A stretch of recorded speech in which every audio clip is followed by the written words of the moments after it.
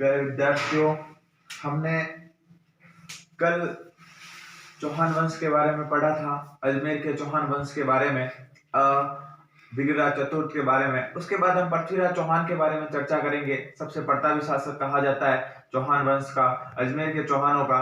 तो हम उसके बारे में आज चर्चा करते हैं कि किस प्रकार चौहान वंश को अधिक ऊंचाई पर लेकर गया और पृथ्वीराज चौहान के समय पृथ्वीराज चौहान वंश का ह्रास हो गया, उसके प्रमुख क्या कारण रहे थे, उसके बारे में हम चर्चा करेंगे।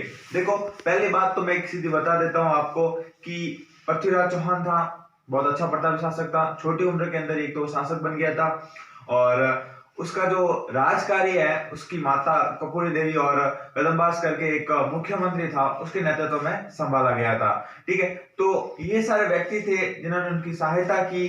किस प्रकार आक्रमण किए पृथ्वीराज चौहान ने, मोहम्मद घोरी के बीच जो युद्ध हुए, उसके बारे में भी हम चर्चा करेंगे। तो विद्यार्थियों, बात करते हैं अपन पृथ्वीराज चौहान की। पृथ्वीराज चौहान, ये थर्ड है आपका।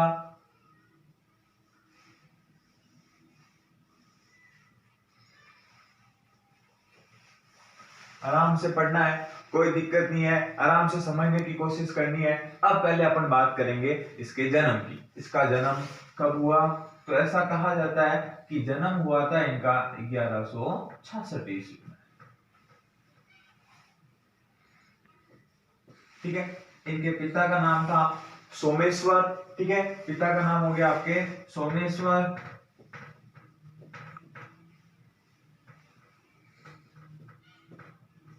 माता थी आपकी कपूरी देवी। मैंने ऑलरेडी अभी थोड़ी देर पहले आपको बताया। तो कौन थी माता? कपूरी देवी।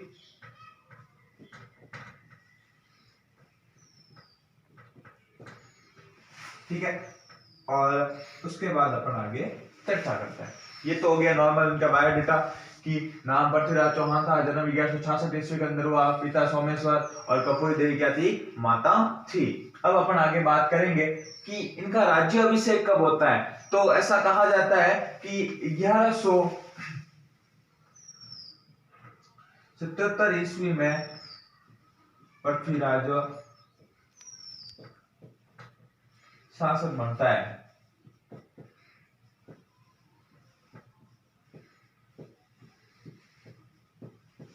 छोटो सा टाबरी के शासक बने। ठीक है, छोटो सा टाबरी हो तो 11 साल को, ये भी कह सकते हैं 11 साल का लड़का था, अब वो क्या शासन संभालेगा। इसलिए ऐसा कहा जाता है कि इसकी माता कपूरी देवी और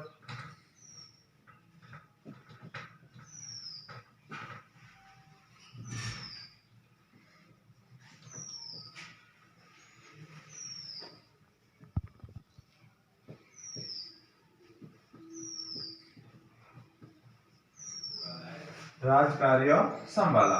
ठीक है, ठीक है। उसके बाद पृथ्वीराज चौहान के पास सत्ता आ गई थी और ऐसा कहा जाता है कि 1178 ईस्वी के अंदर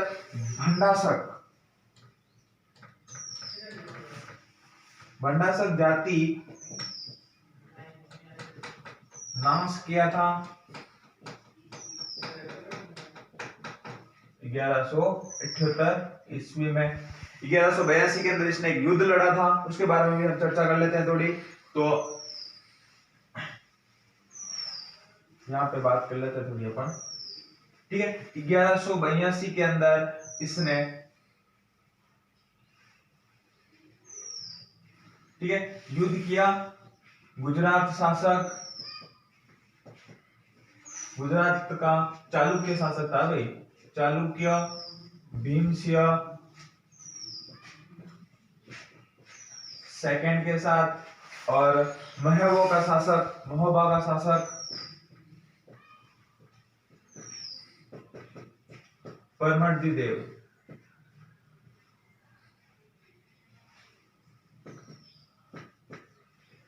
ठीक है, परमर्दी देव से साथ युद्ध किया और परमर्दी देव के दो प्रमुख सेनापति थे, आला व उदल।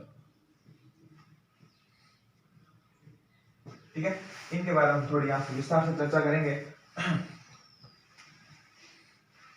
साथ साथ में लिखते रहो, नोट्स बनाते रहो, याद करने में आसानी होगी आपको। ठीक है, अब अपन करवाते हैं युद्ध। यहां पर हो गया पृथ्वीराज थर्ड और यहां पर था परमर्दिदेव या परमदेव।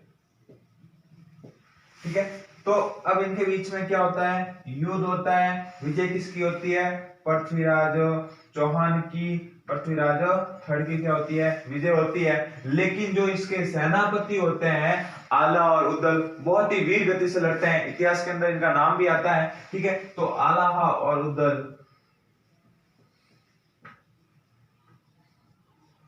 उदल के द्वारा यह युद्ध किया जाता है और भयंकर युद्ध होता है। तो भी इसके अंदर जीत पृथ्वीराज चौहान तृतीय की होती है। उसके बाद अपन बात करेंगे आगे के युद्धों की कि आगे कौन कौन से युद्ध होते हैं। तो अपन बात करेंगे पृथ्वीराज और मोहम्मद घोरी के बीच के युद्ध की। ठीक है, इसको आपने उतार लिया, उसमें मिटा दूं।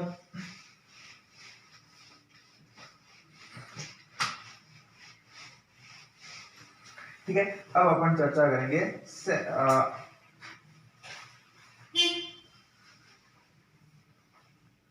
तराइन के प्रथम युद्ध।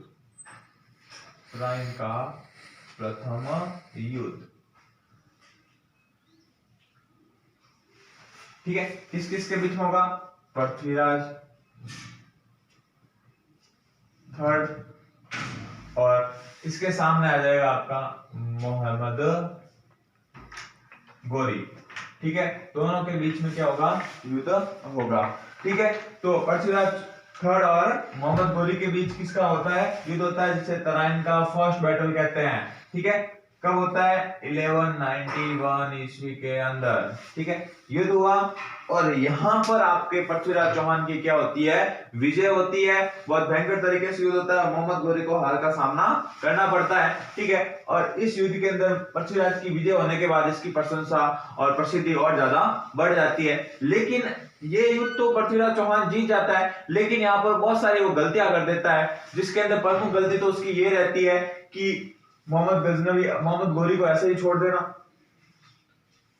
दूसरी गलती, उसकी सेना का पीछा नहीं करना, पूर्ण रूप से सेना का नाश नहीं करना। ये प्रमुख इसकी गलतियां होती है, जिसकी वजह से जो तराइन का दूसरा बैटल होगा उसके अंदर इसकी पराजय का सामना करना पड़ता है। देखो, तराइन का दूसरे बैटल की अपन बात करते हैं, इसके अंदर भी सेम टू सेम है। द्वितीय बैटल अपन होगी 1192 के अंदर। इसके अंदर आपके पृथ्वीराज चौहान की हार हो जाती है और मोहम्मद घोरी है जो पृथ्वीराज चौहान को बंदी बनाकर लेकर चला जाता है। ठीक है, तो ये प्रमुख रीजन भी यही था पृथ्वीराज चौहान का दूसरा बैटल हारने का, कि एक तो उसके पास कोई तैयारी नहीं थी। ठीक है, और एक बात आपको बता दो, पृथ्वीराज चौहान के घोड़े का नाम नाट्यरमा था, याद रखियो ना आप, पृथ्वीराज का घोड़ा नाट्यरमा, नाटक करने वाला। ठीक है, ऐसा भी कह सकते हैं याद करने के लिए। तो पृथ्वीराज चौहान की जो सेकंड बैटल होता है, ऐसा कहा जाता है कि इसका जो सेनापति था वो युद्ध करने आया ही नहीं था, इतनी जल्दबाजी में आ गई थी युद्ध के लिए सेना। और ऐसा भी कहा जाता है कि जो दूसरा युद्ध हुआ उस समय मोहम्मद घोरी संधि का बहाना कर दिया और जो पृथ्वीराज चौहान की सेना थी उसके ऊपर क्या कर दिया, आक्रमण कर दिया और इसके अंदर पृथ्वीराज चौहान की हार हो जाती है। फिर देखो, ये वाली बात तो अपन ने कर दी। अब अपन थोड़ी बात करते हैं सहयोगिता वाली, प्रेम वाली, कि प्रेम का भी लफड़ा था इसका थोड़ा, उसके बारे में हम चर्चा करते हैं।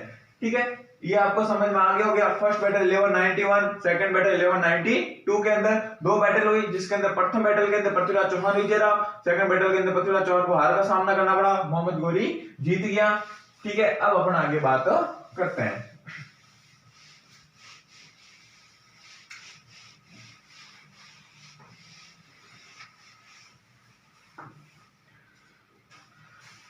सहयोगिता की।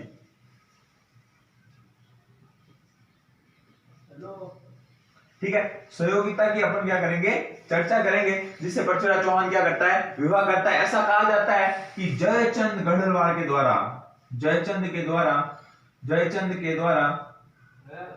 राष्ट्रीय यज्ञ करवाया जाता है। ठीक है, राष्ट्रीय यज्ञ करवाया जाता है।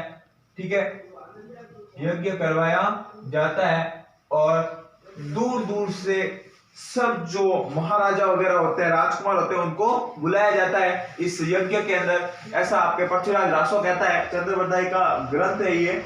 ठीक है, उसके अंदर लिखा हुआ है। तो ऐसे कहता है कि बड़े बड़े दूर दूर से राजा महाराजों को बुलाया गया था और यहाँ पर उनको बैठाने के लिए उचित व्यवस्था की गई थी, लेकिन आपके जो पृथ्वीराज चौहान की है उसकी जो एक द्वारपाल की मूर्ति बनाकर जो सभा होती है उससे बाहर लगा दिया गया था, भाला पकड़ा है। तो सहयोगिता क्या करती है कि उस भाले की जो मूर्ति होती है उसको माला पहना देती है और फिर उसी समय कहा जाता है कि पृथ्वीराज चौहान आते हैं और उसको अपने साथ लेकर चले जाते हैं। तो इस प्रकार की कहानी आती है।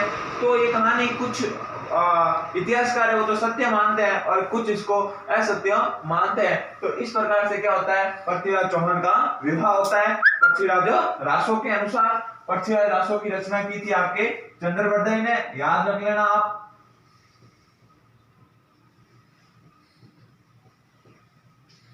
ठीक है, चंद्रवर्धन।